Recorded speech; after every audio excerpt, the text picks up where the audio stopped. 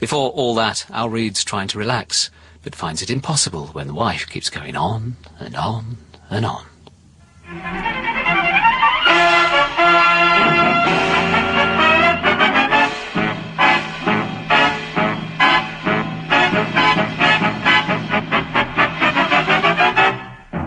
Presenting the Al Reed Show.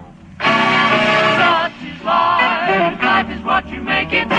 Such is life, show them you can take it on the chin. With a grin, if Mr. Bloom comes around, don't let him in. Ladies and gentlemen, we do hope you'll stay with us for the next half hour, because from here on we're turning life round, yes, just to show you the funny side. Introducing us to ourselves, here he is, Al Reed.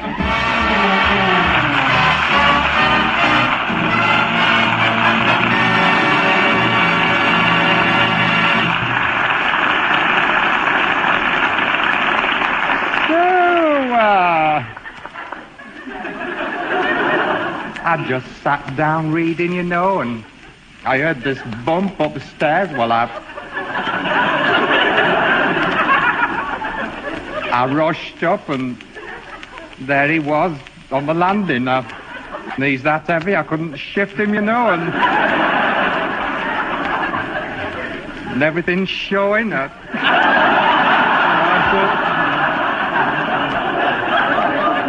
Trying to cover him up the best way I could, you know, and well, I was in a right stew. I ran across the road. Well, they were out, and went next door. There's no light there. So I went back, and as I say, there he was, sat up in bed reading. I thought, right, monkey.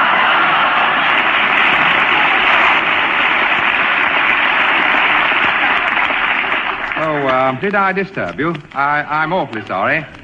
Mind you, these are disturbing times, and especially when such vital issues are at stake. I mean, we all like to sink back in that armchair with a paper and solve the problems of the world. But do we? You've hardly time to work out where we're going to get the battleships and planes for defense, let alone where we're going to get the thousands of millions to pay for them. And what does the wife say? When are you going to get a latch on that gate? That's the wife from the kitchen. Gate, why? What, I'm sick and tired of telling you about it. It's been bang, bang, bang all night again. I don't know. What with that gate and that alarm, tick, tick, tick, tick, tick in my ear, you flat on your back snoring your head off. Must have heard that gate 3 or 4 streets away. It's a wonder to me we've any gate left. I don't know what's come over you. You've no interest in this house at all. It's anything for the easiest with you. So you wedged it open with a brick until my mother fell over it. Then when you roped it up, nobody could get in or out. All that fuss we had when the men came to empty the dustbins. I won't forget it, I won't. I'll give them we are bin men, not mountaineers.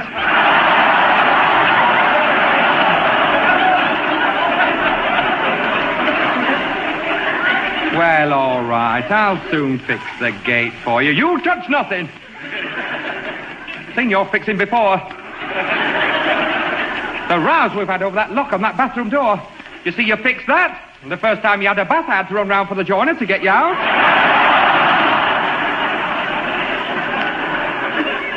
Now, we don't need to go into all that. No, well, I've had enough of it.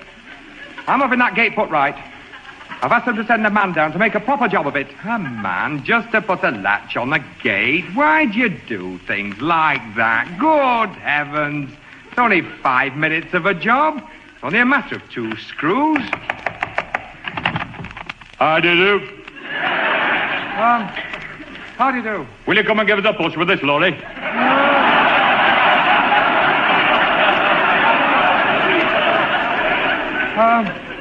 Pardon? I say, can you come and give us a push? We're stuck. Well, I can't see what that's got to do with me. You will do. It's stuck in one of your flower beds. Well, I thought you'd come to fix the gate. Gate?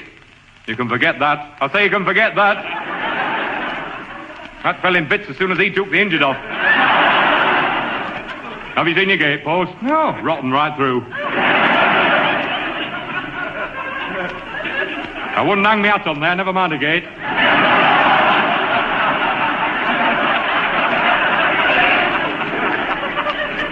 Well, they were dug in firm enough. Aye, that's what we thought.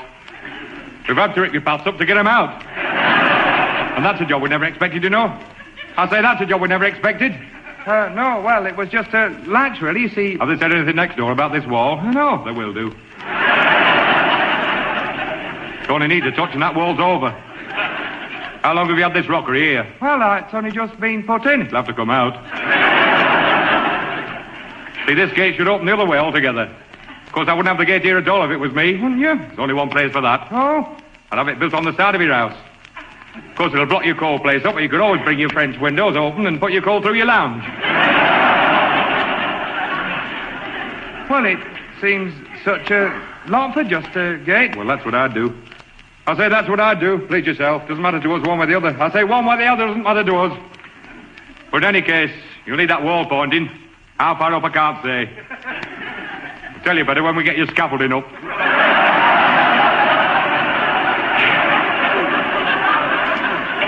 Anyway, we'll see you tomorrow. Do you mind if I take one of these bricks? No, what for? If I don't wedge that gate tonight, my wife will throw me out.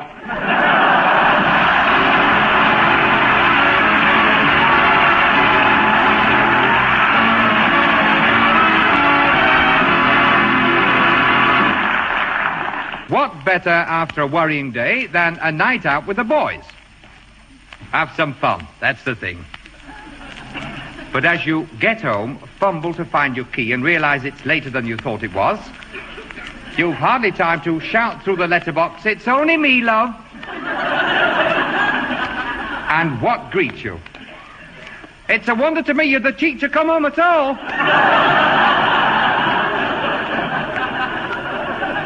That's the wife from the kitchen. How do you mean, love?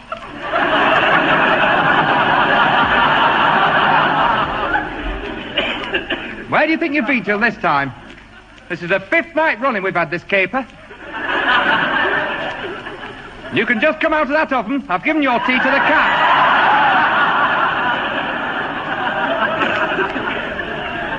And whose hat have you got on?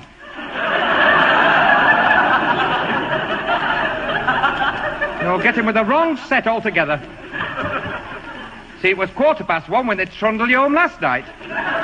You'd been somewhere. And come here. Come here. How long have you been using women's perfume? Well, have you followed one of these nights? Not safe to be let out. I heard all about the works dinner, getting yourself sat next to that Sylvia out of the office.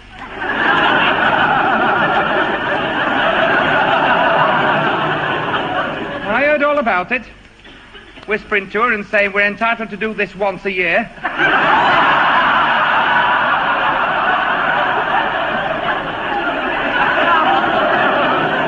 And putting your arm round her and saying, "Come on, let's do 3 years in."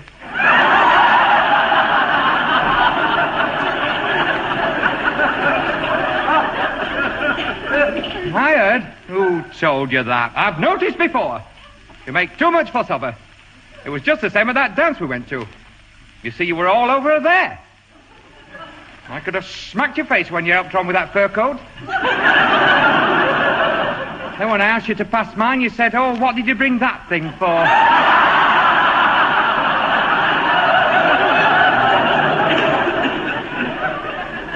I never. Oh, yes, you did. Not at all. Yes, you did. Well, isn't it marvelous? It's time you realize you've got a home and responsibilities. Seem to think if you just show your face and throw a shovelful of coal on, the rest of the night's your own.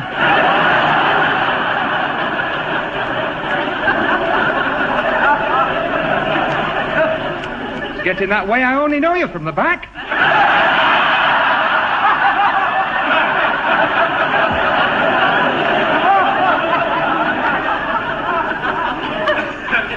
Well, I'm entitled to a bit of pleasure. It's no pleasure for me. And I'm just about sick and tired of it. And I'm going to bed. You'll come home here one night and find me missing. Don't they make a fuss? Mind you, when it's all boiled down, we do take a bit of looking after little boys. That's what we are. We're all a lot of little boys. And we're all so easily led. I mean, take any crowd of men round a bar. Doesn't matter how good your intentions are, once you get among that lot, you're trapped. Have you noticed? And there's always some Johnny know-all who won't take no for an answer. You've met him. How do you do? How do you do? Is yours a pint? Hannah, Say, get this down here. There's another coming over. Oh, not for me, thank you.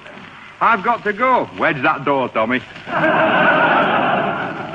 You're having one with me before you go anywhere. I still owe you 4 from last night. I don't think so. Anyway, I'm already in one school. Well, knock this back quicker in another. Hey, no, play the game. I'm going home. Going home? Don't tell me that tale. I say, don't give me that. Hear that, Tommy? I've got to beat you at snooker yet. 2 bitters. Hey, no, have a bit of sense. I can't play snooker at this time. You can't play snooker any time, but you're having a game with me. 2 bitters, hey. And start shifting some of these full-ons you've got lined up. Where you're shaping, they've only to serve another 2 rounds. You'll end up with more ale than they have.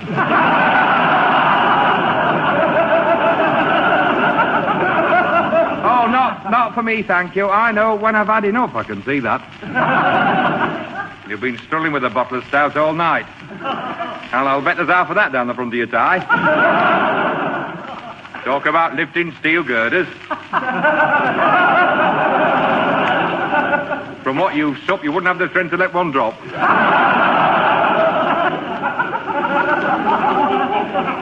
You're not worried about your missus, are you? I say you're not worried about your missus, are you? No, but she will be wondering where I am. I wouldn't give it a second thought. Do you know where she is? Yes. What the hell are you worried about?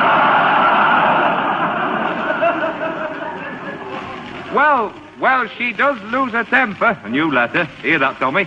You want your brains washing. Won't you have your supper ready when you get home? Oh, I shouldn't think so. Well, I wouldn't stand for that. I say I wouldn't stand for that.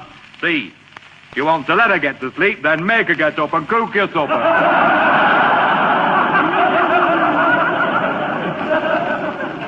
And then don't eat it.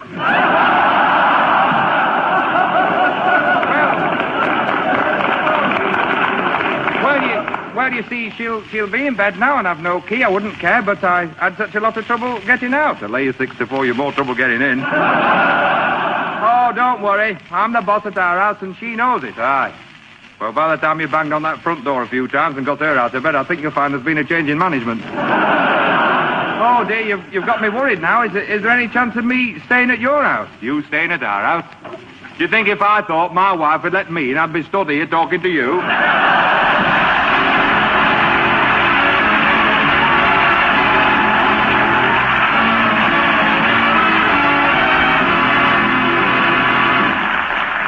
For cheeky youngsters, you'd go a long way to beat the kid I saw in the hairdresser's shop the other day. Came in with his father, and from the moment he got inside the barber's shop, none of us had a moment's peace.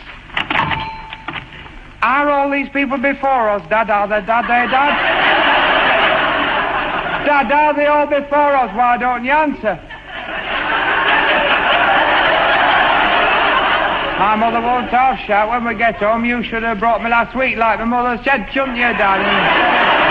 Leaving things to the last minute like you always do. Oh, look, there's Mr. Jones. He can't find a seat. There's one over there. He's racing that old man for it. He'll get it. He won't. Oh, that's not fair, is it, Dad? He's tripped him up. Hello, Mr. Jones. Where's your other face? Oh, yes, he has, Dad. Told Mother he was two-faced yesterday. Hello, man. What's the matter with his head, then? Bald? What's bald, Dad? Hasn't any hair on. Why, Dad? Why, Dad? Why, Dad? Why? Why hasn't he any hair on? Did it come off? Will mine come off, Dad? I'll be bald then, won't I? Dad! Will you still love me when I'm bald? Hey, Dad! Dad, have you seen what it says on that notice? Children under 7, half price. Why did you tell the barber I was 6 when you know very well I'm 8 and a half? Hey! Hello, Mr. Barber. Hello, Mr. Barber. My dad has a strap like yours. How are you going to hit that gentleman with it? Who's see? Look what you've gone and done. You've knocked all my marbles out of my hand. There's one rolled under that barber's chair. Shall I get it, Mr. Barber? Well, I'm only telling you for your own good, because if you step on my marble while you have that razor in your hand, you might slip, and if you slip, you'll cut that gentleman's ear off, won't you, Mr. Barber? If you cut that gentleman's ear off, can I have it?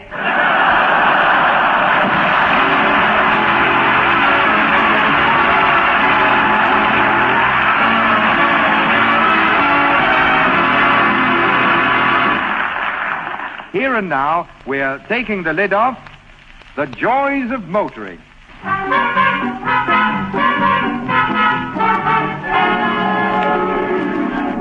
The motor car's first appearance on the British highways was at the end of the 19th century.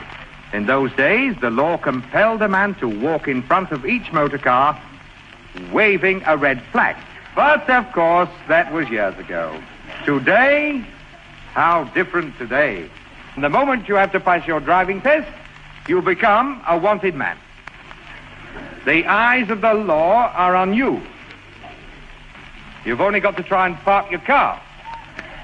By the time you've been caught in a traffic jam, caught in a one-way street, been called a few names, been pushed twice around the block to find a space, been pushed out, edged in and sandwiched, walked away and left it, you begin to wish you'd come on the bus. And have you noticed there's always some cheerful Charlie leaning on it, waiting for you to come back? Is this your car? Yes. You've left it in a funny place, haven't you? I say this is a funny place to leave it. It doesn't say no parking. No, it doesn't say bus stop, but there's one just run into the back of you.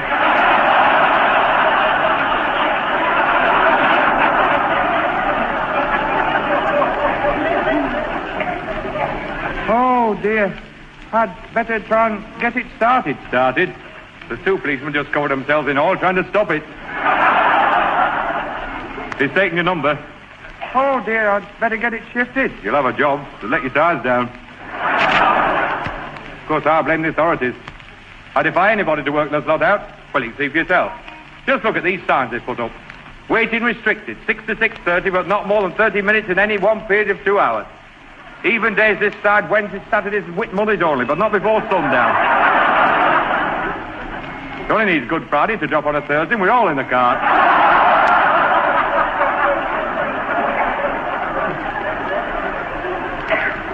But, of course, we can stop all this if we leave our car in an official car park. In a matter of seconds, you can back your car safely into the smallest space merely by following the directions of the man in charge. Come on, come on! Left hand down, hard over. Get your left hand right down. Left hand, left. Whoa! You'll have to go forward. Go on. No, don't straighten up. Forward on that lock. Now back as you are. Back as you are. Right hand down a shade. Come on. Come on. You've 6 inches. Right hand. Right hand. Right hand. Whoa! Hold it. Hold it. Don't do anything. Luke. When I say right hand, I mean right hand facing me. Is that clear? Now we'll try again. Now, straighten up and go forward. Forward. Forward, I said. You know, you're not helping me at all. Now, come back at that. Come on a mile. Come on. Come on. See, don't keep watching that side. I'll do that. Look, if it'll help you at all, shut your eyes.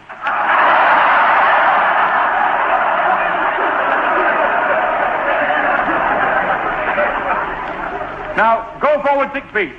Now, back on your other lock. No, no, no! Your other lock! Whoa! Switch it off altogether and come out. Leave yours where it is. I'll shift all the others.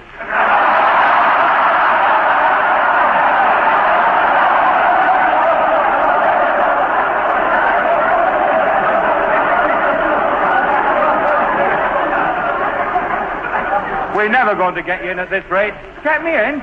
I'm not trying to get in, I'm trying to get out.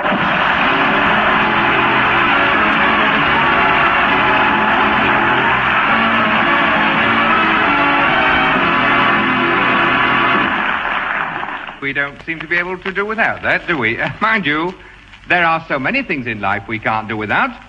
For one thing, we wouldn't get very far without teeth. Good teeth are worth taking care of, and at the first twinge of pain, we should all know how to deal with the trouble, to remain cool, calm, and collected. But do we? Let one start to ache in the middle of the night, and what do you get? If you're going to do a war dance, either draw the curtains or get something on.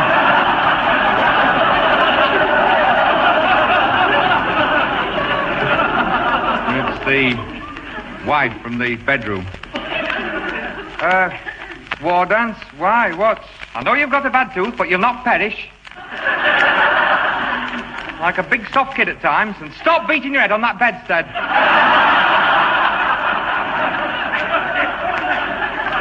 That's the third night running we've had this pantomime. Well, I'm worn out with it. I thought we could get a decent night's sleep. I'd willingly have two of mine out. And see, if you're going to keep stuffing that sheet in your mouth, use your half.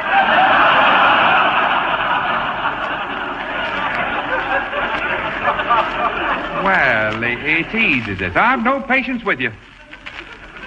You'll do anything but have it out. Just look at this bed. It's full of bits of cotton wool soaked in vinegar. You see, last night I begged and prayed of you not to have that treacle toffee. And at 3:15 in the morning, you're clamouring for a hot water bottle and a scarf. I knock 'em up next door to borrow a match, and when I get upstairs, I'm greeted with, "Don't come near me, it's stopped." Well, it comes in spasms. I've got to live with that tooth. I'll drag you down to the dentist tomorrow morning. Just about fed up with you and your tricks. Somebody tells you to try swilling your mouth out with whiskey, and by the time you've got it numb, you're halfway through the second bottle.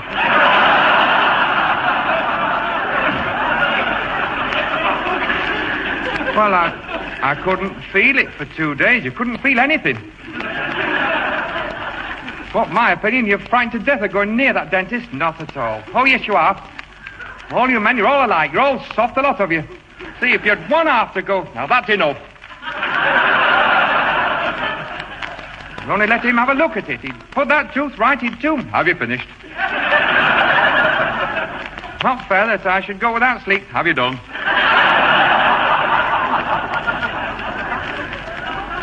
I have one more night like this, I'll get back in bed. And what is it to be frightened about going to see a dentist? Nowadays, the gentle understanding that exists between dentist and patient makes a visit something to look forward to.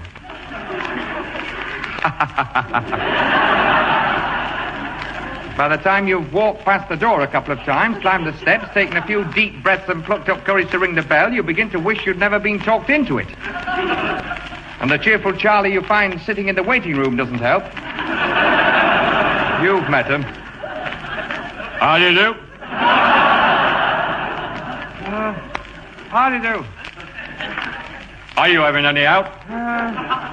No, I only came to be examined. I shouldn't depend on it.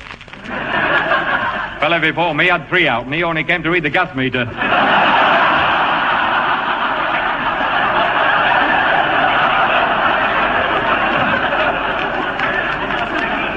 There's one in there now going through it. I say there's one in there having a rough passage. Why, can't he get it out? Get it out? You can't even get him in the chair. It's been murder in there, hasn't it, Florrie? She'll tell you. He's pleaded with him, he's threatened him, he's tried all sorts. Well, she's been terrified. If I hadn't kept singing I'll Walk Beside It to keep her mind off it, she'd have been over. Well, you've heard nothing like it. They've been scuffling round trying to get the needle in him for 3/4 of an hour. course, I feel sorry for his missus. Why, is she in with him? No, she's gone to find a policeman. I'll bet you're suffering.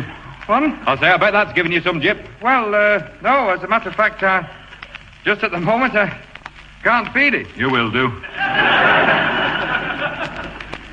He has a nasty habit of breaking it off and leaving half in. Well, as long as he can just give me a quick check. That's a good one. I say that's a good one. Hear that, Florrie? You'll be lucky if you come out with your gums.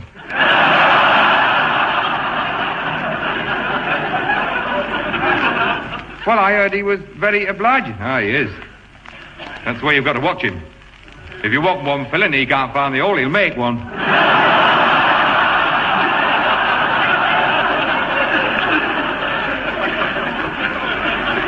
And he'll show you no mercy, won't he? The bad one.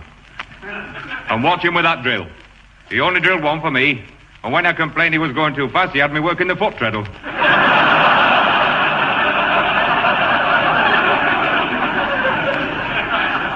Well, I don't know what to do now.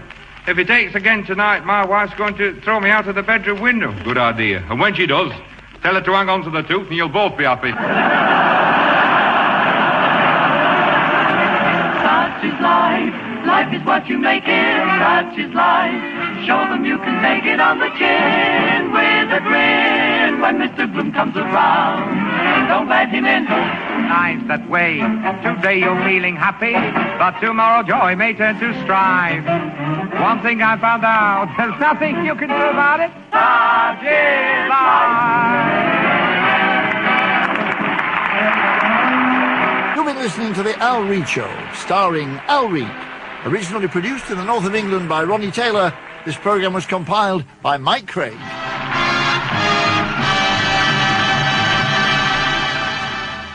I wondered why I couldn't find original transmission dates for this, but as it turns out, it's a series of compilations. And I can tell you that that compilation was first broadcast on Radio 2 on the 14th of October 1995. Every day on BBC 7, there are 5 kisses, 13 once upon a times, 21 murders, and over 200 jokes. BBC 7. Pure, unadulterated entertainment. Enter the 7th dimension. The best stories. The Twilight Zone. The Silent Vulcan. Earth Search. Earth Search 2. Guards. Time Hops. The Quatermass Memoirs. Paradise Lost in Space. Paradise Lost in Cyberspace. Rules of Asylum. Seymour the Fractal Cat. Out of the Silent Planet. The best names. Ray Bradbury. John Wyndham. James Follett. Rod Serling. Terry Pratchett. Nigel Neal. Harlan Ellison. Arthur C. Clarke. Simon Pommel. Graham Masterson. Brian Stableford. Baxter Strokes. Philip K. Dick.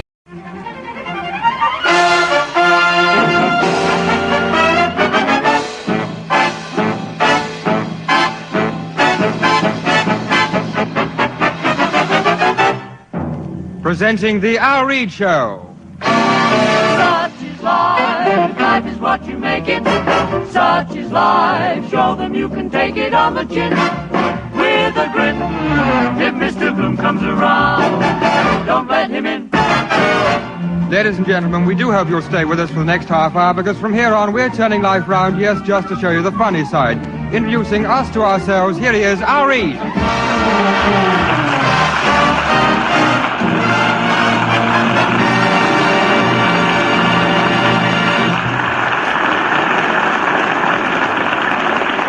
Well, things get no better, do I say things are just as bad. I mean, take food.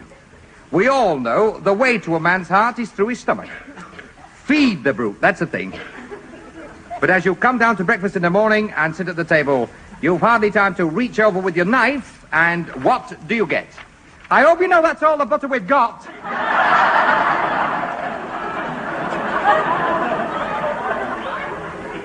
That's the wife from the kitchen. How do you mean, love? Where you grow that butter pot, you'd think we kept a dairy. And don't use the same knife you've just had in your egg. Too late now, wiping it on your bread. I'll start putting everything in one dish and have done with it. What with marmalade in the butter and butter in the raspberry jam? I bet this is the only house in the street that's got a tin of syrup with 3 peas in it.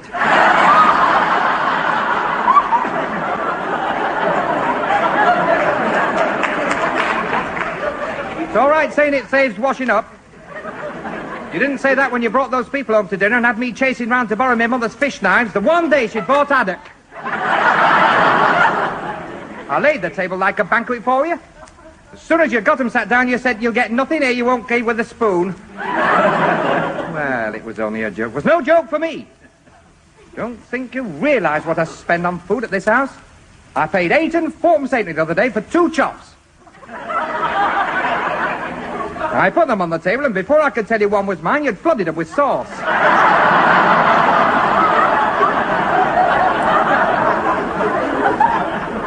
Then to top it all, you went and ate the middle out of both of them and pushed your plate away and whistled for the dog. See, for goodness sake, get your face out of that paper. When you're finished trying to find your mouth with your teacup, it's dripping all down the front of your tie. I'd have less to say. I wish you would. I'd have less to say. If I could rely on you coming home at meals at a proper time. Came rambling home the other night at 11:15. I asked you if you'd had your tea, and you said, never mind my tea, where's my dinner? Getting that faddy with your food? Not at all. Oh, yes, you are.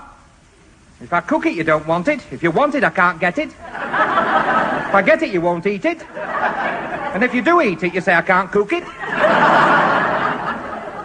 I can't weigh you up at all.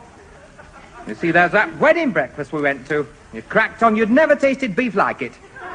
Then the day after, I found all the fat in your handkerchief.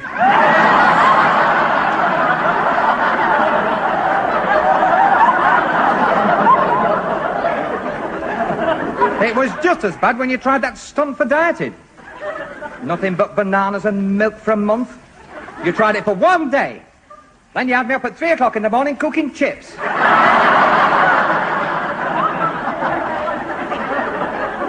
I'll start. Now, that's enough.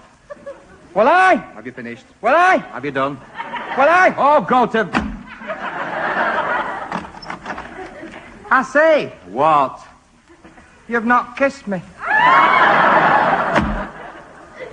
Don't they make a fuss? All over a simple thing like a meal. And there's no need for it. Nowadays, the modern way to eat is to get all your meals in a self-service cafeteria.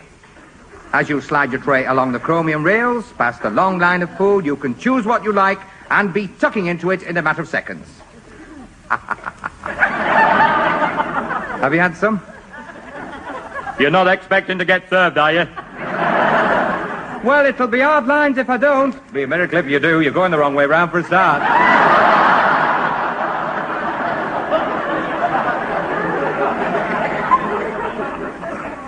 Well, I only want a quick lunch. I wouldn't depend on it. By the time your turn comes, you'll want bed and breakfast. You've only got to look at that postman arguing with that girl at the cash desk. I bet he's not moved 10 yards in 3/4 of an hour. He's had pie and chips on and off his tray till he's dizzy. They've palmed him off with a sweet he doesn't want. And I know for a fact he's only come to deliver a parcel. Well, it's worth waiting if the food's good. Are you bothered with wind? No, you will be. I'll swear they make that cottage pie with bricks and mortar. And hey, don't let anybody see you looking at that menu. They'll laugh at you.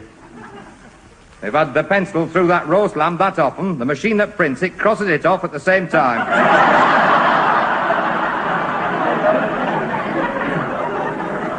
You'll find a line through anything the staff keep back for their dinner. Well, it doesn't say the steak pie's off, no. Doesn't say the cream puff's on, but you've got it all down this sleeve.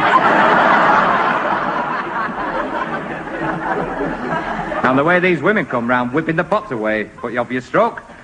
I only spread my meal on the table and wait to hang me out up. When I turned round, she'd scraped it all into a tin and said, "What's up, didn't you like it?" Hello, we're moving. Have you got your knife and fork? No, what shall I do? Well, there's only one thing you can do. You'll have to go round again.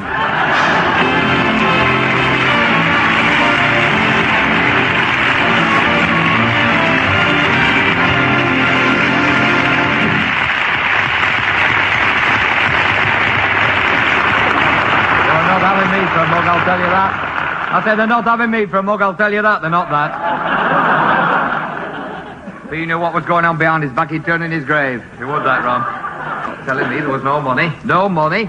No money. Chip shop like they had, 2 pans, ding-dong, frying every night. 3 serving and 2 battering and no money. I said, you can dye that fur coat sky blue pink. We still know who it belonged to. I said, I'm not having her coming round here lardy-dying it. I said, I'm not having that. I've not forgotten her yet. Ordering lilies a fortnight before. I thought, right, monkey.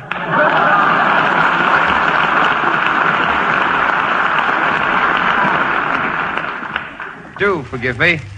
I'm afraid that was getting a bit complicated. But then, life is complicated, and especially when it comes to sorting out the family possessions.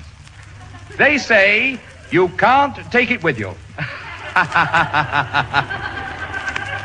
It's not what we take with us, it's what people leave behind that causes all the trouble.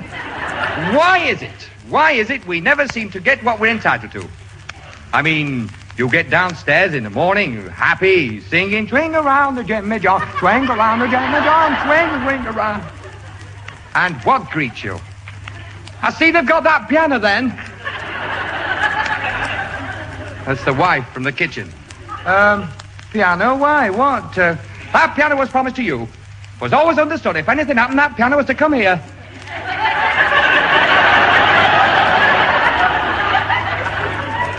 I nearly went stark raving mad when I saw it in their front room. And that kid does it no good. He took a lump out of it with his roller skates while I was there. Well, let him have it. Let him have it. You make me sick.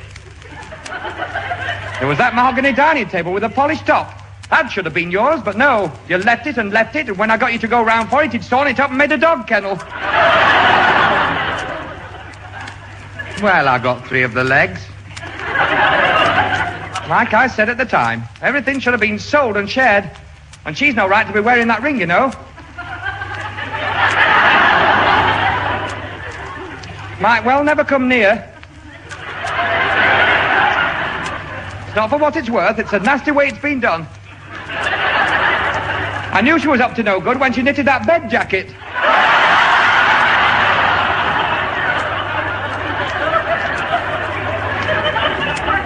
Now, don't start all that again. No, well, I've not forgotten her taking that coconut up when the doctor said nothing but gruel.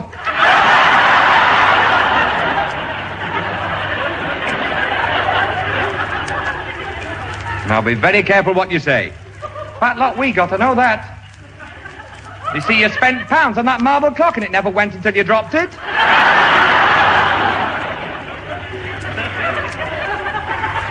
Well, let people do what they like with you. Now, that's enough. Anything for the easiest with you. Have you finished? Want a bomb on you at times. Have you done?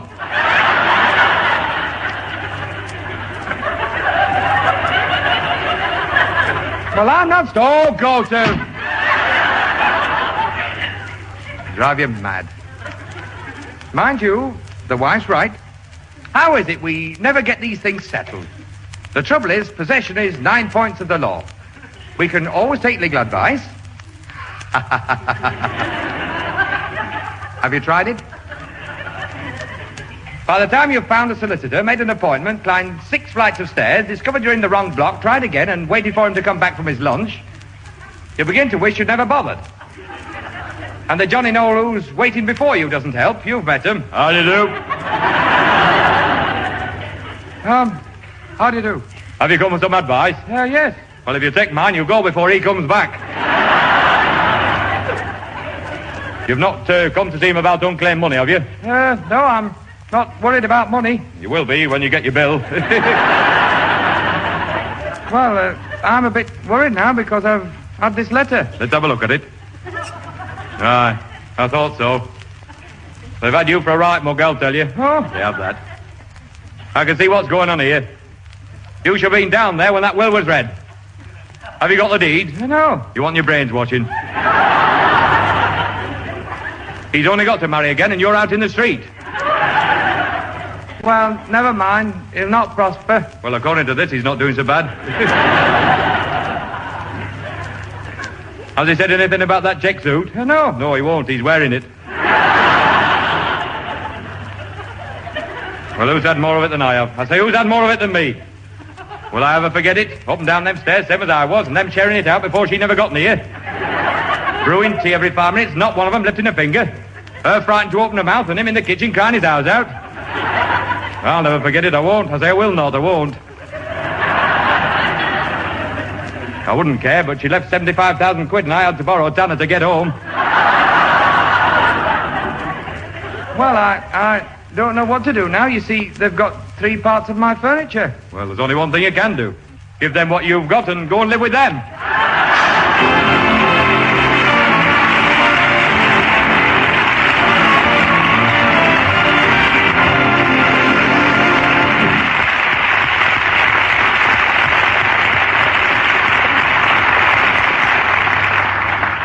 Early to bed, early to rise, and it's vital that we should all get a good night's sleep. But as daylight comes in through the window and you roll over and decide to have another 5 minutes, what you get? If you're waiting for me to light that fire, you'll be there till dinner time. That's the wife from the bedclothes. Why? What time is it, love? You'd lie there all morning if I didn't make a move.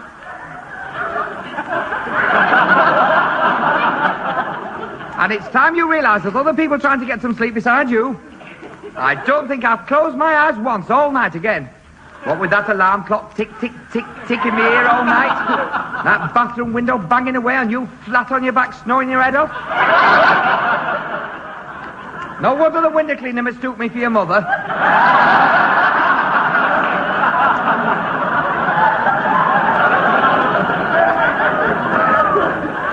Well, it's a new man on. I keep saying we'll have twin beds. I'll bet I was out of that bed a dozen times picking those eider-downs up off the floor. I don't know who you thought you were playing for, but I only said you're in my half again. And you shouted penalty and kicked me straight in the face.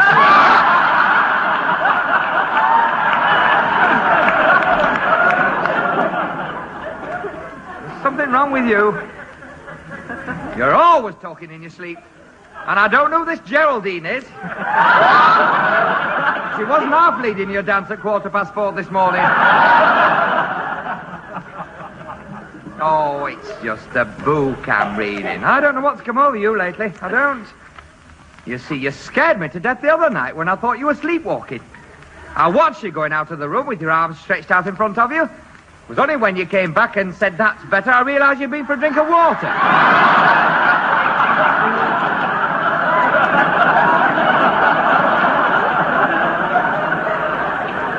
We'll have a different arrangement here. Now, that's enough. I don't see why. Have you finished? Well, if I'm going to... Oh, shut up. Well, if I'm going... Have you done? No wonder I've got ring drama. Oh, go to bed. Don't they make a fuss? Mind you, we do take a bit of putting up with. I mean, you just lose one night's sleep yourself, and it becomes a different kettle of fish altogether. And as you travel on that morning bus with the day's work in front of you, you'll find you can't keep your eyes open. But have you noticed there's always some cheerful bus conductor who's eager to put you right?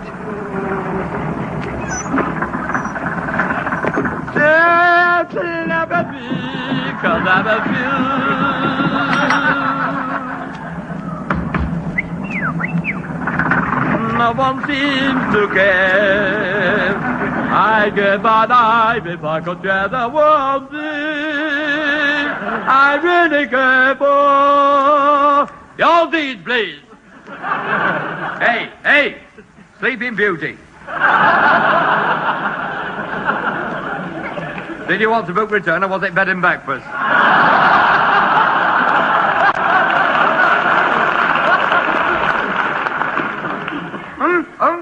Oh, I'm sorry. Are we nearly there? Nearly there. We're halfway back.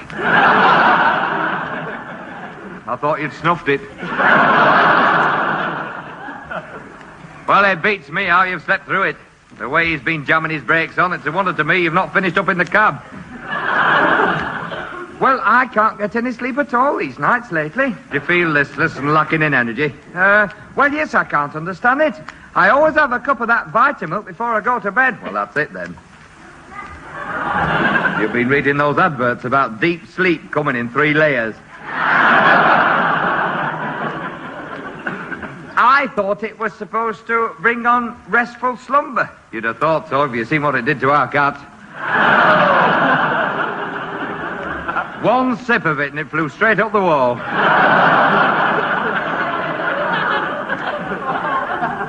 I don't know what to do now. I'll tell you what would put you right. What's that? Before you go to bed tonight, have a hot bath and cover yourself with itching powder. Well, will that make me go to sleep? No, but it'll keep you busy while you're awake.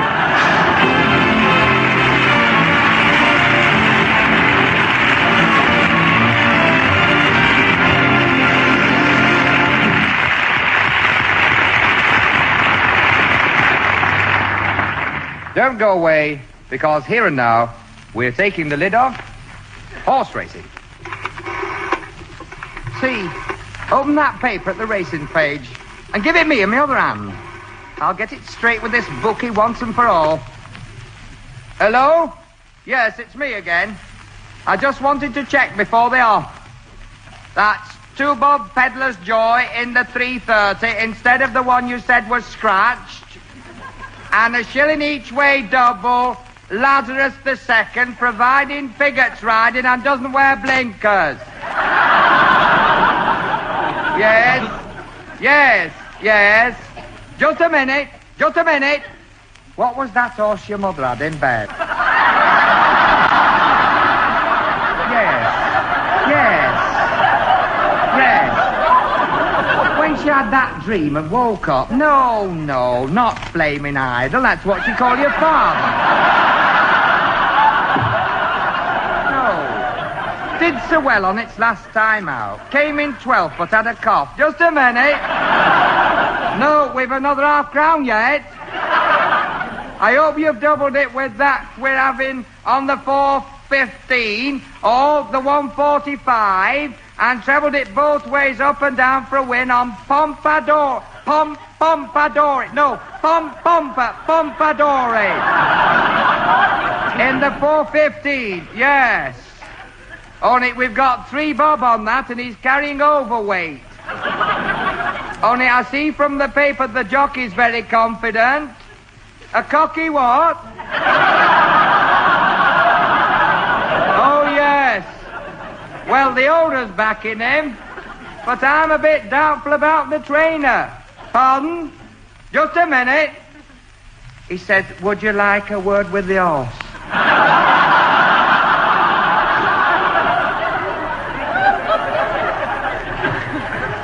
Mind you, the only way to back a horse is to be on the course. And what better than the excitement and pleasure of a day's racing?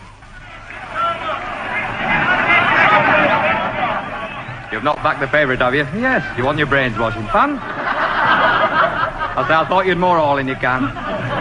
Why? Why? The only time that horse came in, it was 3 lengths behind the jockey.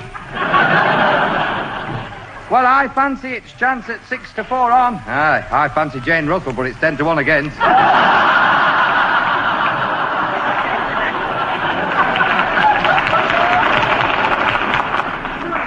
What chance have you? That's what I'd like to know. I say, what chance have you with this lot? They're shouting 2-1 Jelly Boy over here. This fella's offering 4s. According to the paper, it's not running. It's walked round the paddock till it's dizzy, and there's 2 jockeys fighting to get on.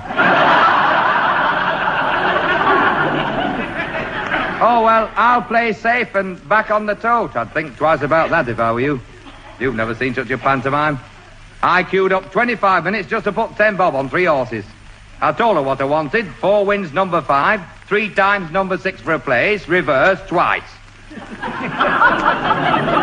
up with a fistful of tickets, all colours. I went to collect. I turned my pockets out twice to find the right ticket. And just because one horse was disqualified, she said I owed him $1. I wouldn't care, but the fellow behind me drew £64 9 and threepence on a cloakroom ticket.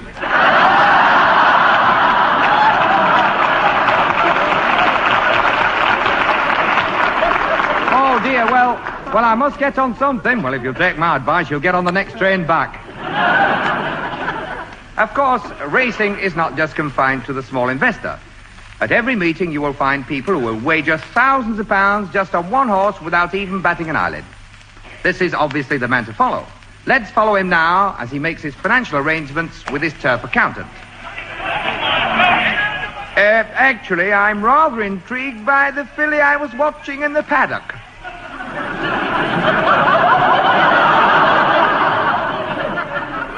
She was stroking a horse at the time.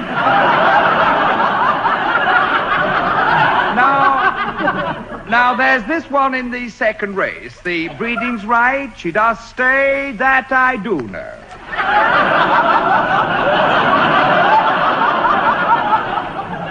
That's worth another 10,000. What's the value of the race? Oh, yes. 2,500 guineas added. That should be worth winning. I'll just have sixpence each way. Of course, the key man in all horse racing is the trainer, and especially when it comes to steeplechasing. Do we realize the countless hours spent, often in the early hours of the morning, teaching the jockeys to get their mounts over the difficult hurdles? Now, come on. We'll try those tactics once again over those 2 hurdles. Now then, Berryman, let's see what sort of a jockey you'll make. Get a good grip on your reins. Right. Now canter on. Now break into a gallop. Come on, pick up speed, pick up speed, pick up speed. Now mind the ditch at this first fence. Pull your reins into you. That's it. Up and over. Good. You've just made it. Get a good run at this water jump. Over. Oh, well done. Well done, Berryman. That was a very neat landing. Now try it on the horse.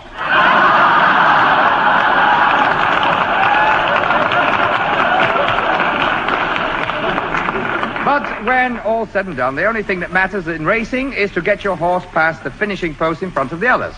But there are rules and regulations, and these the jockeys must strictly adhere to at all times. Slightest suspicion of a breach, and he's hauled up for an explanation before the Jockey Club stewards. What a terrifying ordeal this can be for the jockey as he faces the inquiry. Now then, Mr. I think I know why you sent for me. Only I suppose 35 lengths behind does seem rather a lot. Did you have any money on it, Mr. Only I could tell it didn't like me when I got on it. I mean, I did say gee up. Or put it another way around. I mean, I have kept my weight down. I mean, how would you like 2 water biscuits for your dinner?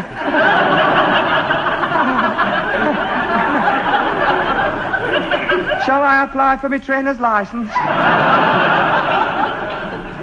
But it's always interesting to find out how the other chap's gone on. This is done by asking one stock question. Did you back it? Did I back it? Are you kidding? What, at 25 to 1, did I back it? Billy Nevitt up an 8 stone 9, and did I back it? Did I back it? A kid of 8 would have backed it. Over that distance, did I back it? Did I back it? Are you kidding? What, at 25 to 1, did I back it? Stone in half in hand, and did I back it?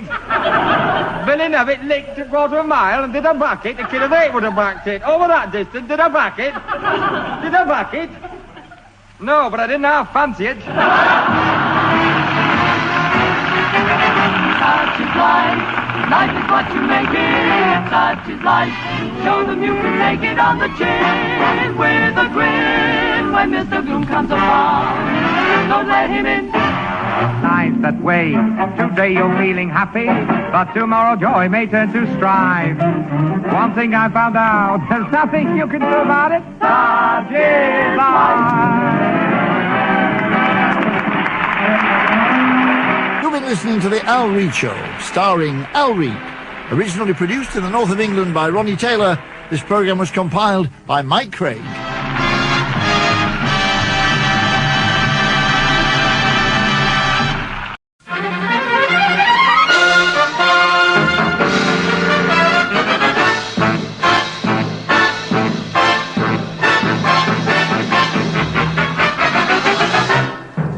Presenting the Al Reed Show. Such is life. Life is what you make it. Such is life. Show them you can take it on the chin with a grin. When Mr. Blue comes around, don't let him in.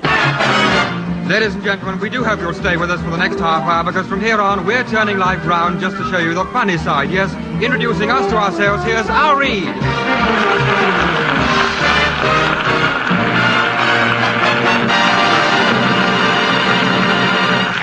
Have you ever thought where we'd all be without hospitals? I mean, they do a marvellous job, those doctors and nurses. They've not only got to look after the patients, but they've got to deal with all the relatives who will ring up to see how the patient's going on. They're never off the phone. Hello? Is that the hospital? The hospital? Oh, how's the mother? No, a mother. No, she's that big woman on Ward 9. You can't mistake her. As you go in on the left, she's in the first 2 beds.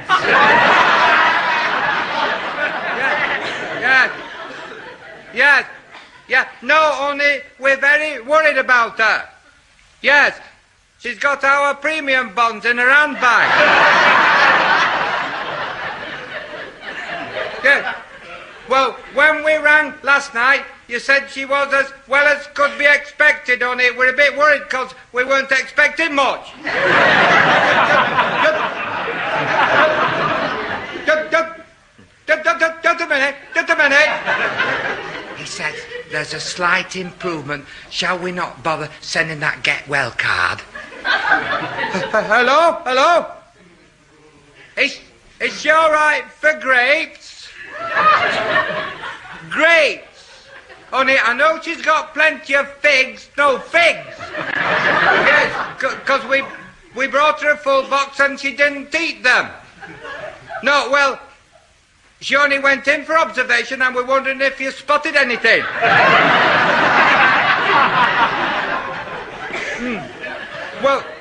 Well, if you do find out what's wrong with her, will you be sure and don't tell her, or we'll never hear the last of it? No, she's still talking about the time she had croup when she was only 3 then. Just a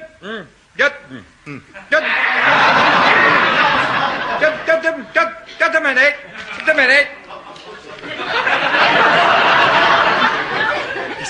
He says she's spent a restless night.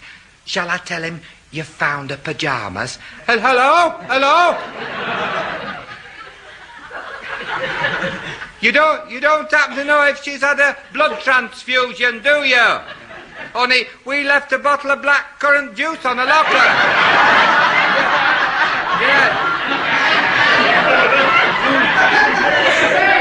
Yes, and when our Fred called at visiting time, he said it was empty.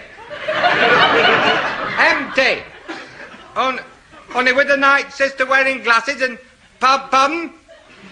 Yes, well, the specialist was seen her this morning and we were wondering if he'd said anything. Well, do you know if he managed to get a word in? Just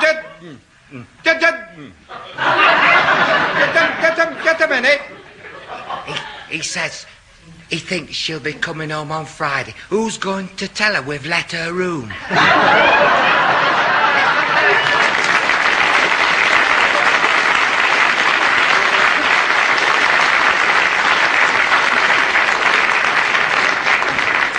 No, but it's a different thing when you're in hospital yourself. I mean, lying there in that ward. They're all the same, these hospitals. And there's always some whining Willie in the next bed who can't wait to cheer you up. Have you noticed? So you've come to life then, have you?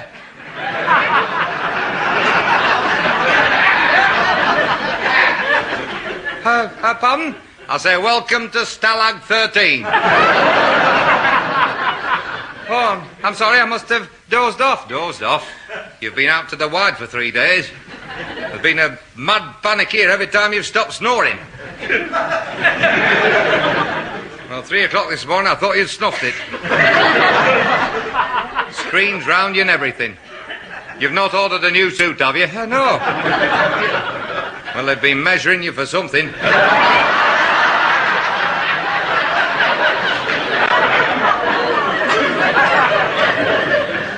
How do you feel now the dope's worn off?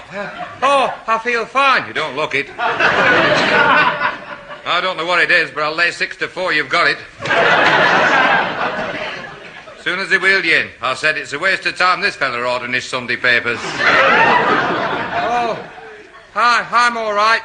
I've only come in for a check-up. I wouldn't bet on it. Chap over there had his appendix out and he only came in to mend the telly.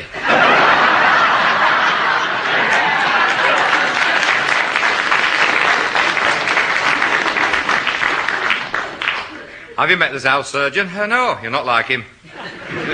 Talk about your life in their hands. I said, talk about your life in their hands.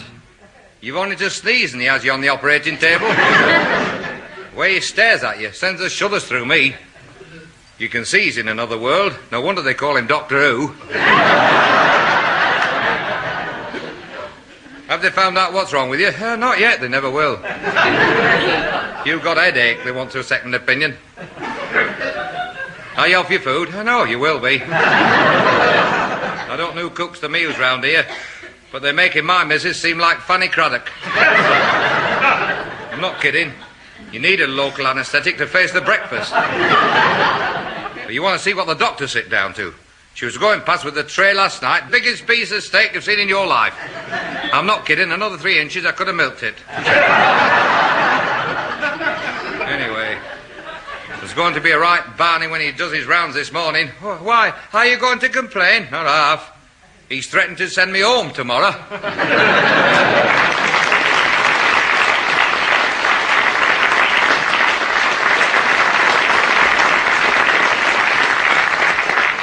In any hospital, when treatment has to be carried out, one thing you can depend on is that the patient will place himself in the nurse's hands with complete confidence. In fact, it's the sympathy and understanding that exists between nurse and patient which enables them to remain calm in any circumstance, whether it's an injection or a simple application of a linseed poultice. Ooh! Ow! Oh, get out! Get out!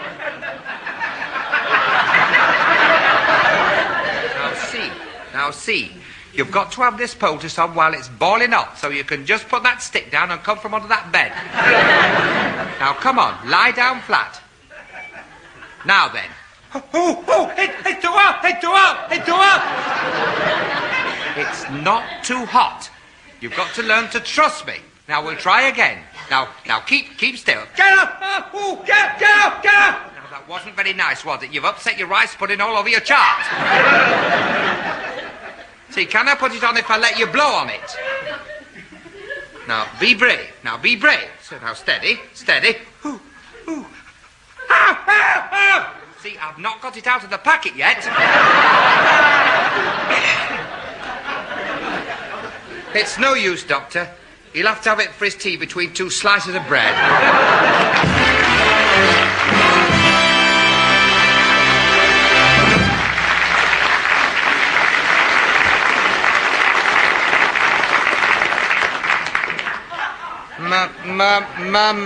Mummy. Why are your hands so soft and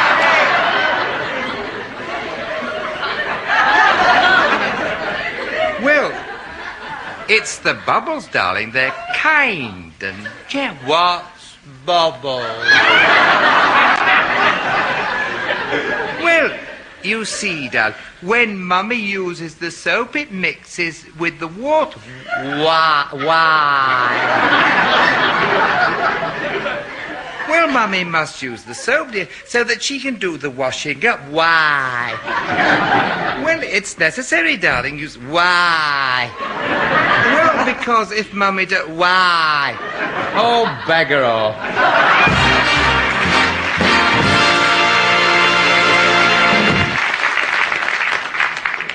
Of course, it can be said that a dog is a man's best friend. But this is all very well until you call round to see a friend who's got a dog.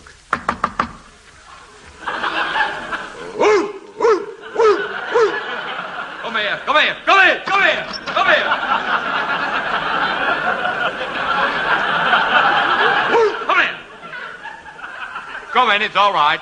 I've got him by the collar. No, let me shut the door. If you touch that door, he'll go for you. Woo! Come here! Come here!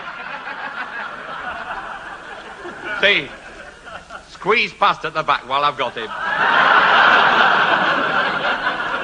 Only I daren't let him go, he's not had his dinner.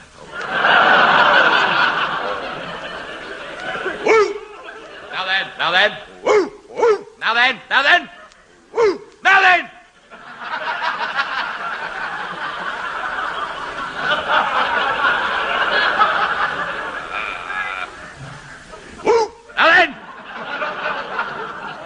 Now then, Mr. He's taking a dislike to you. He does sometimes. You'll be all right if you just sit there and say nothing. Only don't move till he lies down. Woo! Hey, come here! He wants to put his face near yours.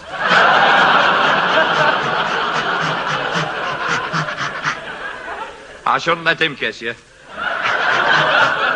You'll be all right if you don't move. He'll come down when he's ready. Hello, he's got your hat. It'll be all right, he'll spit it out. And you know, he knows every word I say. He knows every word I say. Hello, he's gone on the settee with it. Hey, hey, hey! Woo! Woo! And you know, he's like a big soft kid at home. But you say the wrong word and he'll have you. And what with the way he snaps at my feet when I try to put my slippers on, and he'll fight me all the way upstairs. Then he tries to get in bed with me. Well, as I say, that's the third night this week I've had to sleep in his kennel.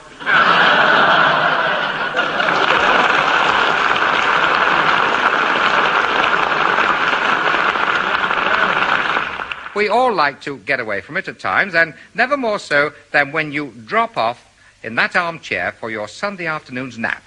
Mind you, it's when you can't sleep. That's the time to start worrying. Is there anything worse than noisy neighbours? When you've gone to bed at night, we've all had some of this. Oh, no, I'm not having this. Not at this hour. This is ridiculous, this is. Get to bed, you noisy... Try to get some sleep. Get to sleep? You're joking. I could knock off quicker in the middle of a brass band concert. Oh, this is beyond all reason. Is he trying to come through the wall or what? Well, see, can't you put your head under the blanket? What, and suffocate myself? Bad enough having to wear this balaclava helmet your mother knitted. What with that and cotton wool stuffed in my ears, pardon? Oh, sorry, I thought you said something. Well, see, they've gone quiet. Now try and get some sleep. Oh, that's all we needed. That's all we needed. He's got his drill master at it now. That's good for another hour of agony. Does he not know we live behind this wall? What does he think it is, a lock-up shop? Oh, not standing for this, not likely. But what are you getting out of bed for? Switch that light on. I say! Have you no mercy? There's people trying to get to sleep here. If we'd wanted all this, we'd have gone to live in a good yard. Now, see, come away from that wall. Never mind, come away. It's every night alike. I think they wait for us to go to bed before they get up. This record player belting out full blast till all hours, then she starts whacking, and then blow me, I'm just dozing off, and he decides to practice his bagpipes. Talk about home rule. I wish they'd give us ours. Where's that walking stick we had this morning? Where's the walking stick out of that wardrobe? Shh, no, see, now, I've got to face her in the morning. Oh, beggar that, it's morning now. Will you kindly belt up and let us get some sleep? I say, have you no bed at your house? If he won't sleep with your missus, get him a job on nights. See, will you come back to bed and I'll warm you some milk? Warm me some milk? We need a dose of chloroform to sleep through this. I'll find us a quieter place. Go and live on the M1. I thought it was bad enough last Saturday night when they had that party. Singing and shouting till 4 o'clock in the morning, then banging car doors and revving up, then yelling good night to each other. Only opened the bedroom window and said, "Are you sure you can't make a bit more noise?" And one of them said, "I think so," and set a firework off.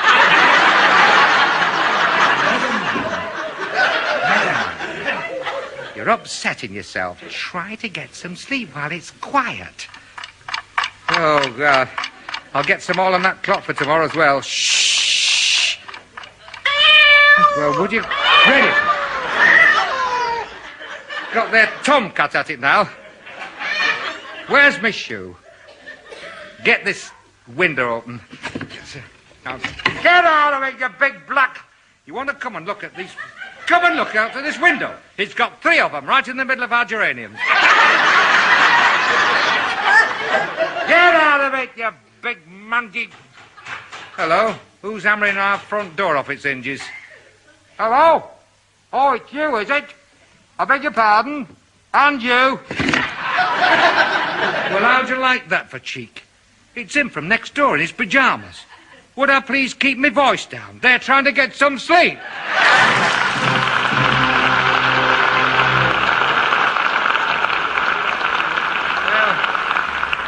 But don't go away, because here and now we're taking the lid off the post office.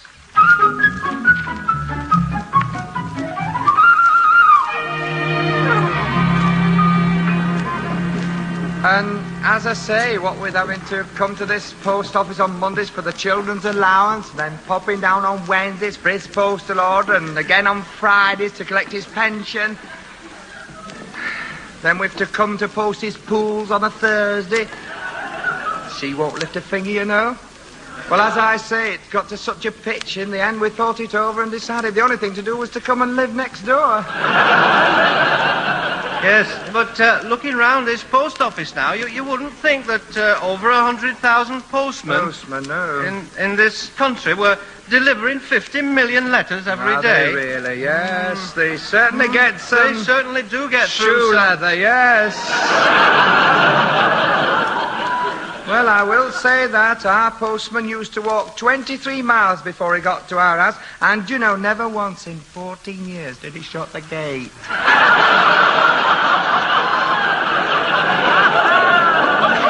But, you know, when you think last year the post office had a turnover of £95 million. I mean, just imagine they can make £2 million in a week. Weak moment, yes. Yes. Well, I put 5 bob in the post office savings bank in 1933, and I've never regretted it. Even when I lost the book. Like I say, I can't even get it out. What chance has anybody else?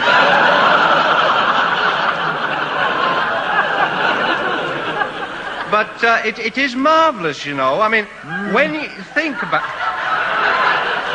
When you pick the phone up, I mean, and ask for a number. Yeah, I mean, it's wonderful to think that the post office dial 50 million numbers every day.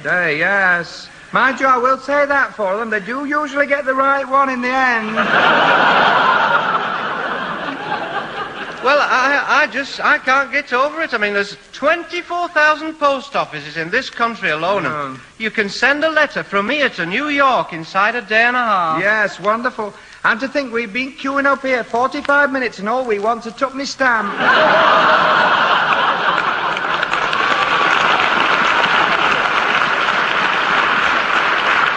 Of course, the key man in any post office are the men behind the counter. They have to deal dozen different matters all at the same time. To keep the queue on the move, they must make lightning decisions as each new face appears at the other side of the section window. Right, next please, withdrawals. Other side, madam. Next, yes. Telegram. You've not signed your name on the back. That's not my fault, sir. There were nibs in them all this morning.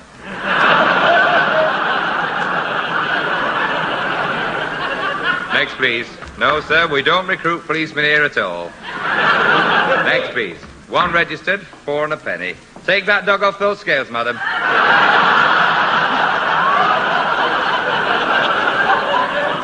They don't need to be weighed to be licensed. Send him where, madam? Ralex, 14 and 5. Have you got a cloth, madam?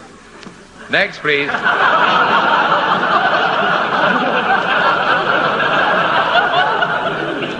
No, sir. I've told you I can't register a parcel without string and sealing wax. Next, please. What's that, sir? You want a license for Gilbert Harding? Certainly. Certainly. Where are you keeping him? Next. 43 tuppence eight, miss. No, Sonny, you'll have to lick all those yourself. Next, please. Parcel for... Oh, thank you very much. I've been waiting for that. Tommy, come and take over. He just brought me fish and chips.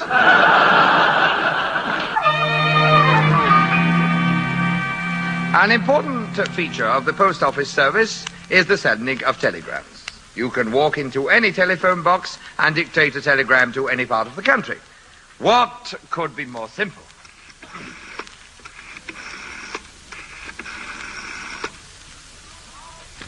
Hello? Hello? Is that the telegrams? Will you tell me, Mother, I'll meet her at the station? No, she's coming this afternoon on the train. Yes.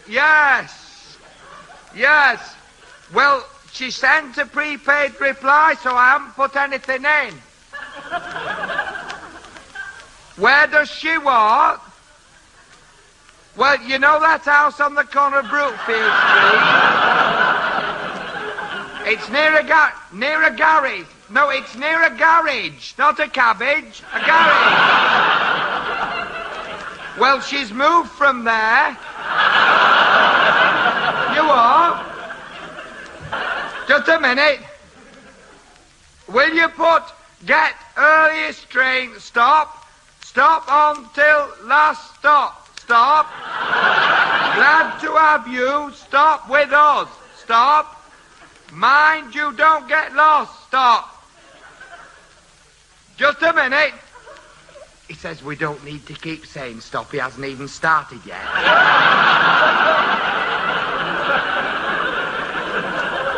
Hello? Will you read it back? Just a minute. He says he thinks it'll sound better backwards. Can we take something out? Hello? Oh, yes, you're right. You're right. She knows she's coming by train, so we don't need to say that. Yes? Oh, you're right. She'll have to get off at the last stop. It doesn't go any further. Yes, that's right. Oh, well, what does that leave us with? Just a minute. He says all we've got left is get lost, and that goes for him, too.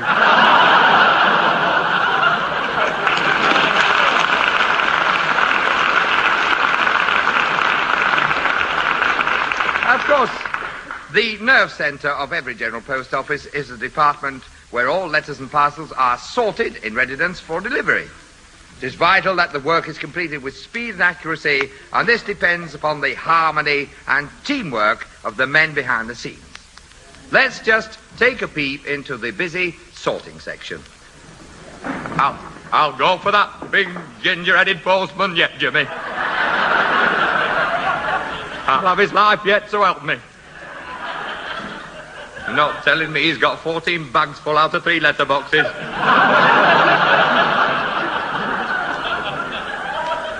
I know his tricks. What he hasn't delivered by 9 o'clock, he posts.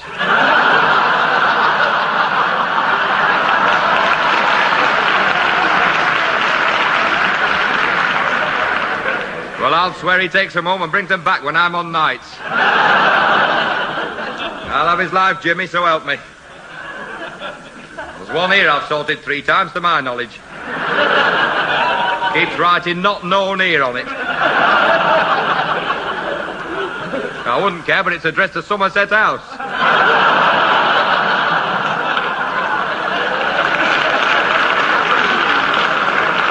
And keep that bottom door shut. Whizzing in and out of here with them red bands like a circus. Just backed one up here now. 3-tonner. bringing the 6 o'clock collection. I get the back down as one little parcel. I'm just stamping it, and he has the cheek to shout, "Put that parcel down, it's my laundry." I'll go for him yet, Jimmy. I'll have his life. So help me. I've never been off my feet since 8 o'clock this morning. He gets me arguing with Big Taffy, and when I look round, he's dumped another 27 bags behind me. What chance have you? Oh, and that reminds me. Just keep an eye on things for a minute. I want to nip out and post a letter.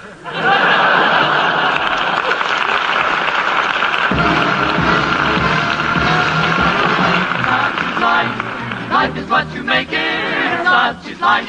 Show them you can take it on the chin with a grin when Mr. Gloom comes around. Don't let him in. Remember, life's that way. Today you're feeling happy, but tomorrow joy may turn to strife. One thing I found out, there's nothing you can do about it. Such is life.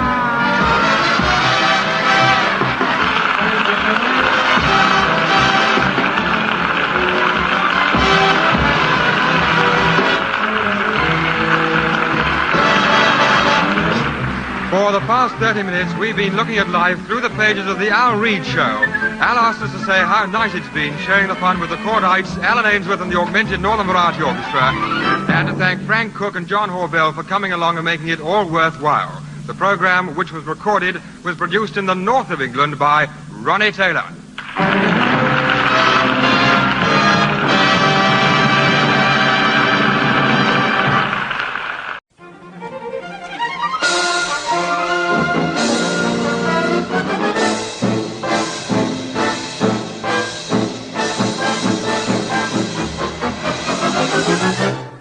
Presenting the Al Reed Show. Such is life, life is what you make it. Such is life, show them you can take it on the chin with a grin. If Mr. Gloom comes around, don't let him in. Ladies and gentlemen, we do hope you'll stay with us for the next half hour, because from here on we're turning life round just to show you the funny side. Yes, introducing us to ourselves, here he is, Al Reed.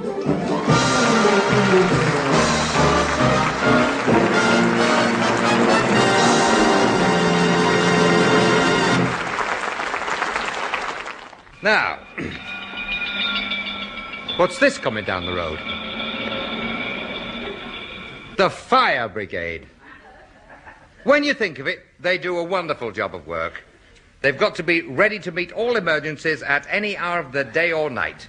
Just think of the planning and organisation that must go on behind the scenes. But of course, it all depends on the harmony and teamwork between the captain and his men back at that station.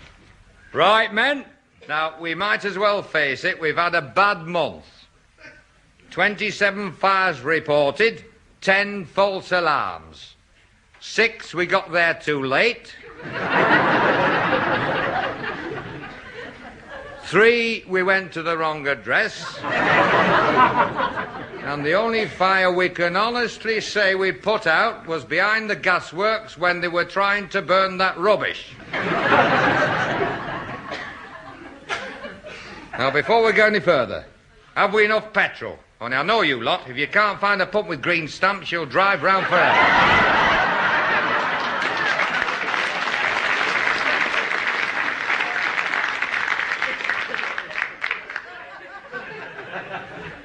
I got another rocket for last Tuesday night. Fancy, halfway to a fire and I had to ring the AA.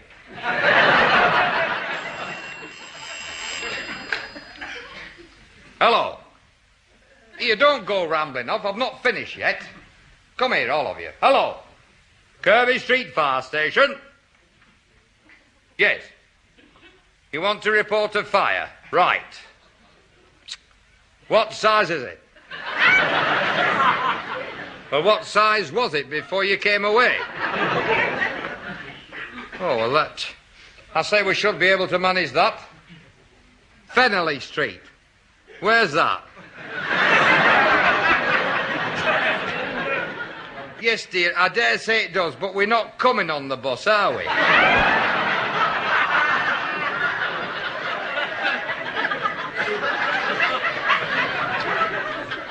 Wait a minute.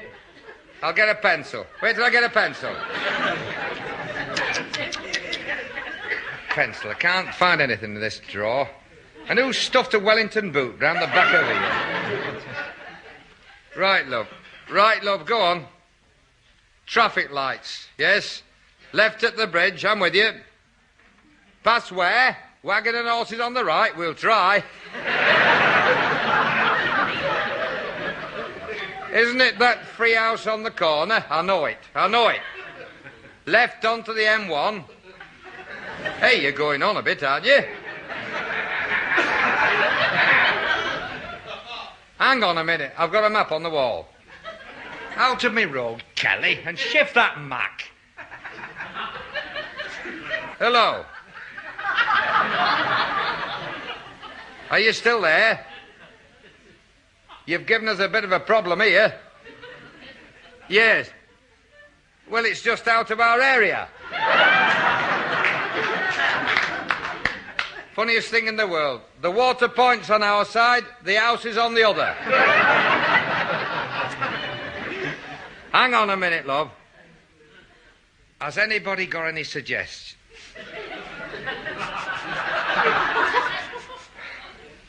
Hey, I'll swear I can smell something burning. What's that smoke coming from under that door? Quick, somebody dial 999. The station's on fire.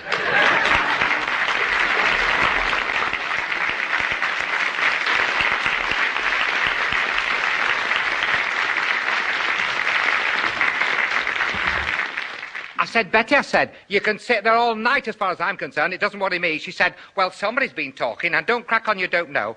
I looked her straight in the eye. She flushed to the roots of her hair. She didn't know where to look. She said, well, we're not in the habit of telling lies, are we, pussy? I said, don't drag the cat into it, I said. I'm talking to you. She never answered. I said, she said, I think you owe me an apology. I said, I owe you. I said, I think you owe me. She said, you owe me, I owe you. And just then, there Fred walked in and she shut up like a clam.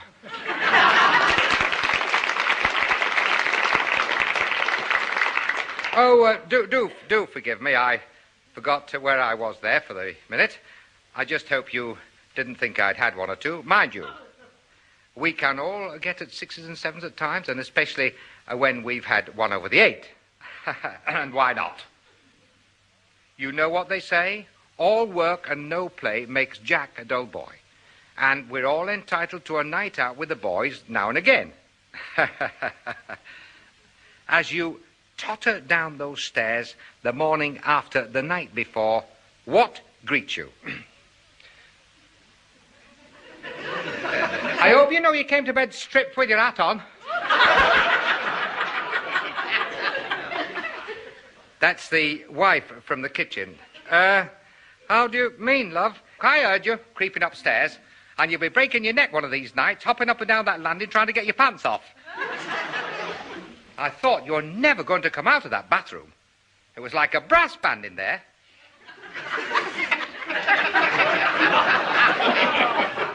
I don't know what they'll think next door, I don't. But with both taps full on and you moaning, oh, never again, never again. Now, we don't need... No, well, you jump in bed next to me again with that meat pie. Never mind breaking a piece off and saying, can I tempt you? It's like my mother says, you're too easily led. And see, the next time you get one of your pals to ring up from a pub saying you're delayed at the office, tell him to ring off before he shouts, anybody else's missus while I'm at it. I'll start having you followed now. That's enough. Well, I don't see why I should keep on waiting for you. Have you finished? It's every time I like. I can't even... Have you done? You'll come on me one of these nights and find me missing. Oh, go to... Don't go away, because here and now, we're taking the lid off The Joys of Motoring.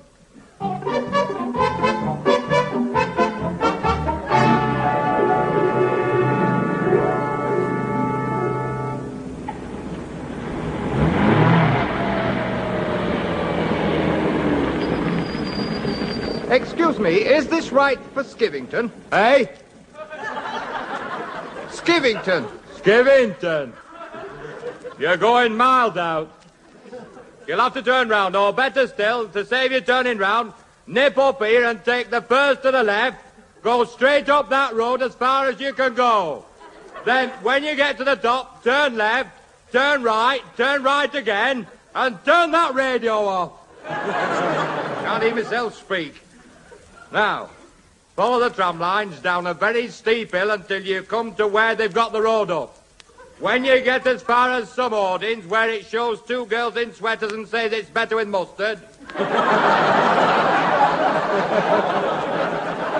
you'll know you're on the wrong road. Turn round, take the first on the right, then turn sharp left up a narrow lane. You can't miss it, it says no through road. That'll bring you out on the canal bank. Now, go over the second bridge. Now, you'll have to go straight up that, about a mile up a very bad road. When you come to a brick wall, go straight on. And it'll bring you right opposite to where we're standing now.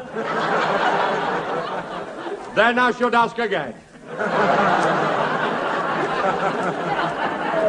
Here, this fellow will tell you.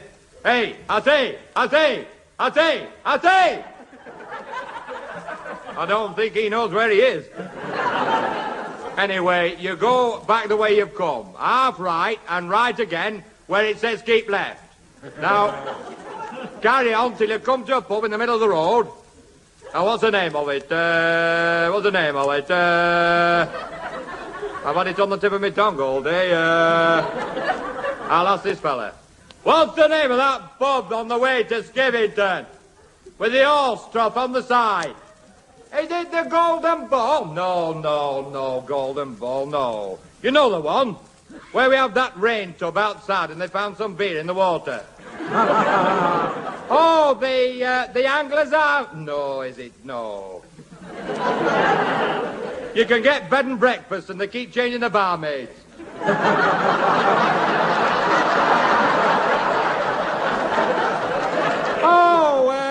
The Fleece, is it? No, Fleece. Where they have that case of stuffed pigeons and they serve lunches. Landlords breed Scots Terriers and they only drinks Irish whiskey. Been there for donkey's years. Oh, you want the Old Cock? No, I want the name of the pub. Anyway, forget it. When he gets there, he can go in and ask. What part of Skivington did you want? The town centre. Town centre? Well, I wish you'd have told me. This is it. Mind you, before you can roam the highways and byways, you must learn to drive. And the only way is to take lessons from an expert instructor at any school of motoring. Sooner or later, you must venture into the thick of the traffic, and what an ordeal this can be for the instructor when he realizes that his life is in your hand.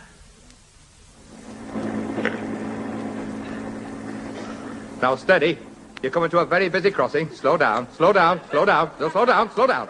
Now you're out. Now you brake. You brake. You'll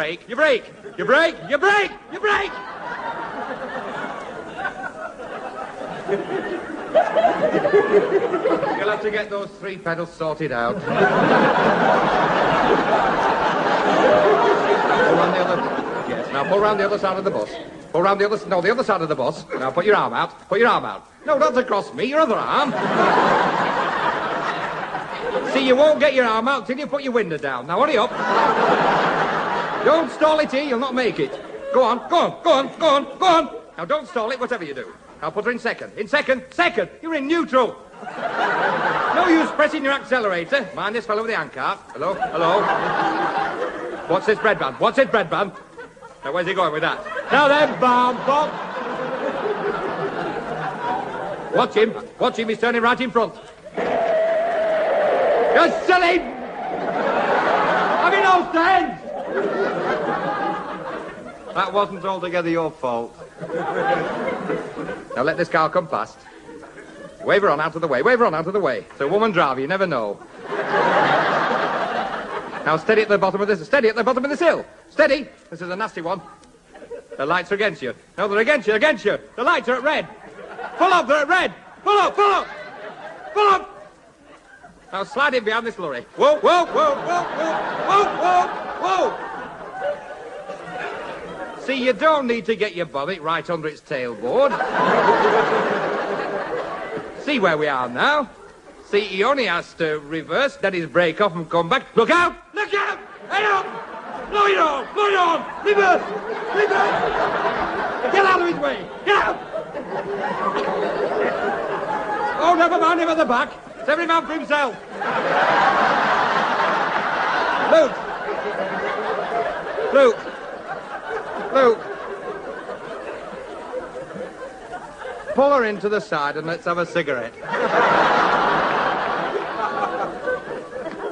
Now, let's go back to the first lesson, learning to turn round. Now, let me get out first.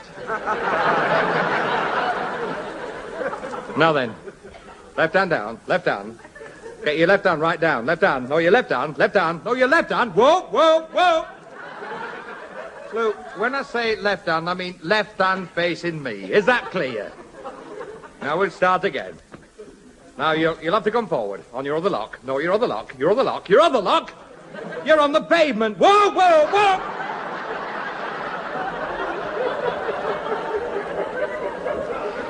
Look, if you're trying to turn it over, I'll bring you block and tackle. You'll have to go back. No, go back. Go on a mile. Go on, go on, go on. Go on. See, don't keep watching that side. I'll watch that. If it'll help you at all, shut your eyes.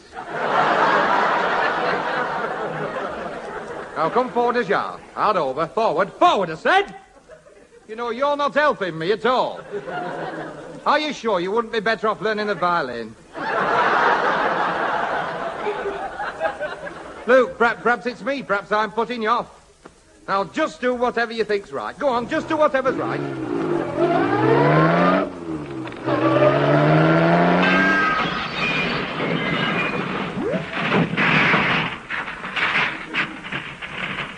Now watch him fetch a brush.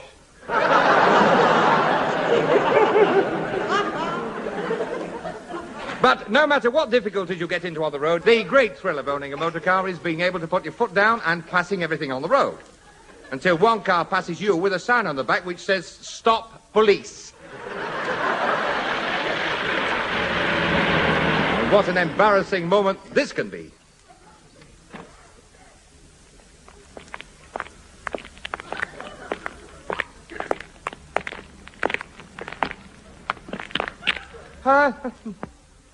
Now then, Mr. Constable, Officer, Inspector, Officer. And how does this weather suit you?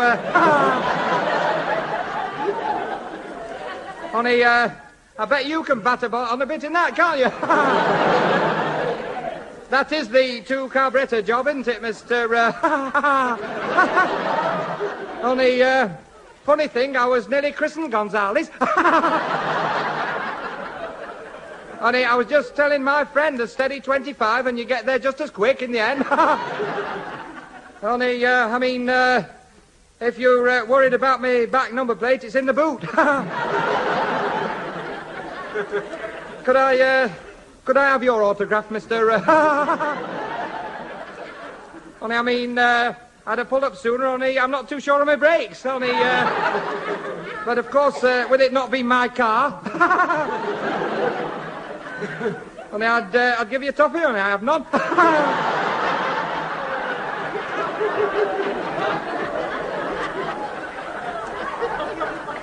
You're going to boot me, aren't you?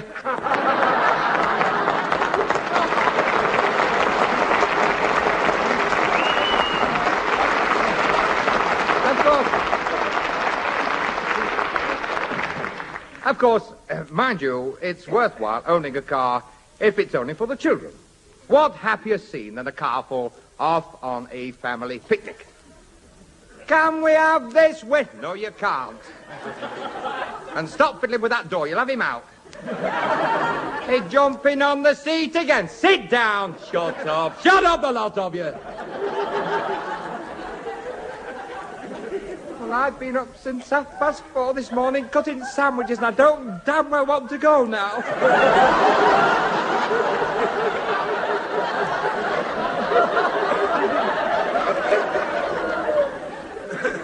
Will you pull up? He wants to whisper something.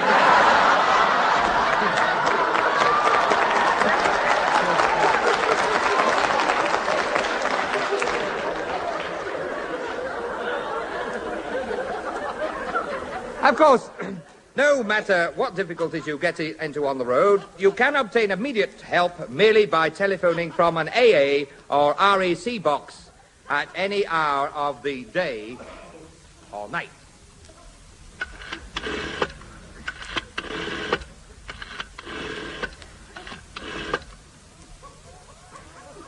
Hello? Hello? Are you the AA man?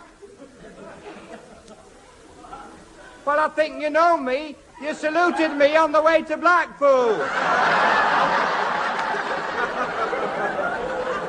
Honey, I didn't see you until you'd gone past and it was too late to do anything about it. Yes, yes.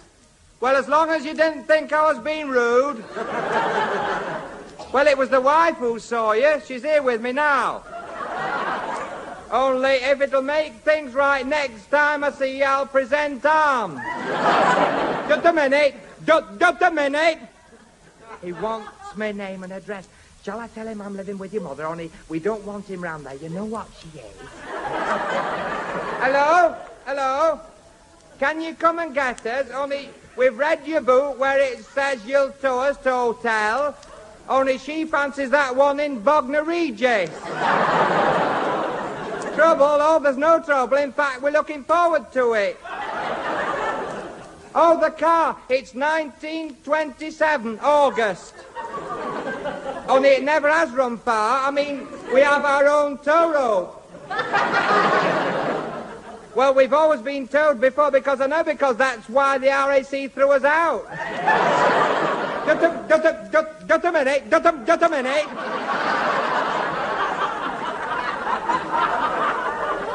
He says, have we got a membership card? Here, what was that club we joined to get that goose at Christmas?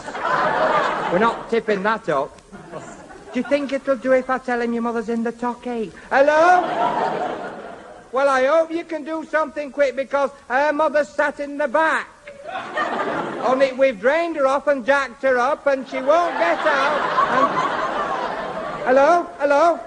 Yes, I know you've got a breakdown truck out already. He's with us now. Yes. Yes. Well, that's what I'm ringing you for. Can you send another one? We've towed this one as far as we can. Of course, the one thing about a motor car you can be sure about is that you never know when it's going to go wrong. The only way to put it right, of course, is to take it to a garage. Take this typical scene at a repair shop. Hey there, you with the job back and side. He'll never throw a crumb to you.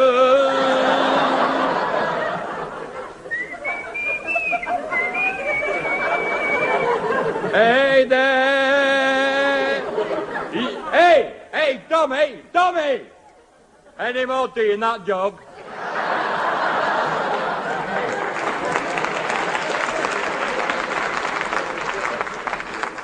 Hey, no, we've got these two vans to start yet. Oh, we're not finishing those tonight.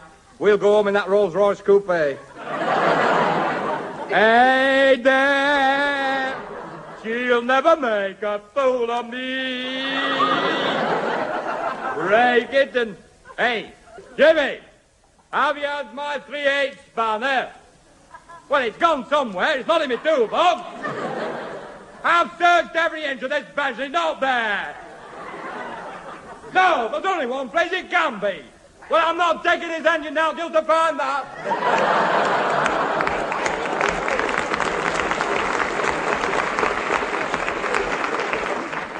Of course, there's nothing like a motor car for making new friends. Take this typical conversation between two girls. So, like I said... There was a right crowd of them just come out to this dance. I could tell one of them had a car because I heard him say it won't take me long to warm her up.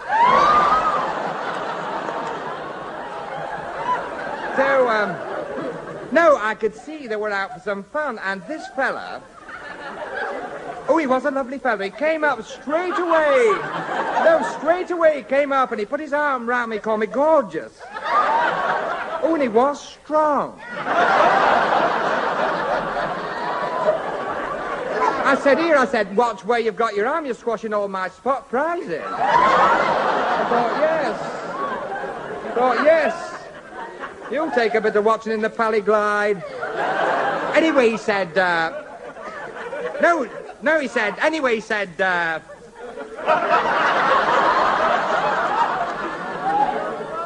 he said, come on, kid. Me, kid. He said, come on, kid. He said, I'm running you home in my car. Then he tried to lift me. Oh, and he was strong. I said, get off you daft thing. I said, there's people looking. No, he said, I wasn't kidding about the car. He said, you don't need to worry. He said, I'm taking you straight to your house. Well, I was terrified. For the first 2 miles, I thought he was going to until he passed it. Anyway, he pulled up under some trees. He said, we're all right here. He said, I've put the lights out. I thought, yes. And if you move any closer, I'll put yours out.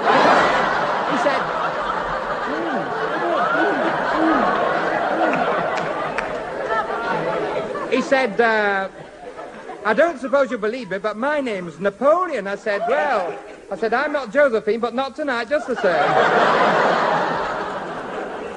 Anyway, I got out and started running. Well, I thought he was never going to catch me up. He said, don't get alarmed. He said, but we've run out of petrol. I thought, here it comes. I wonder what he's trying now. So, it was only when he stuck a tin in my hand and said, get 2 gallons, I realized he was telling the truth.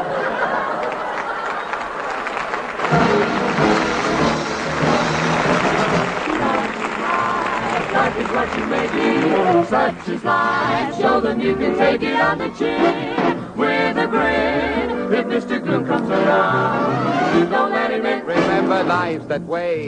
Today you're feeling happy, but tomorrow joy may turn to strife.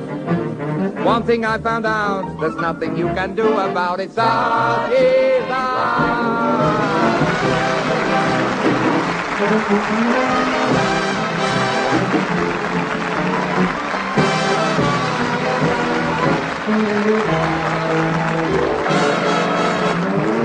For the past 30 minutes, we've been looking at life through the pages of the Al Reed Show. Al asked us to say how nice it's been sharing the fun with the Silver Tones, Alan Ainsworth and the augmented BBC Northern Variety Orchestra, and to thank Louise Trail for coming along and making it all worthwhile. The program, which was recorded, was produced in the north of England by Ronnie Taylor.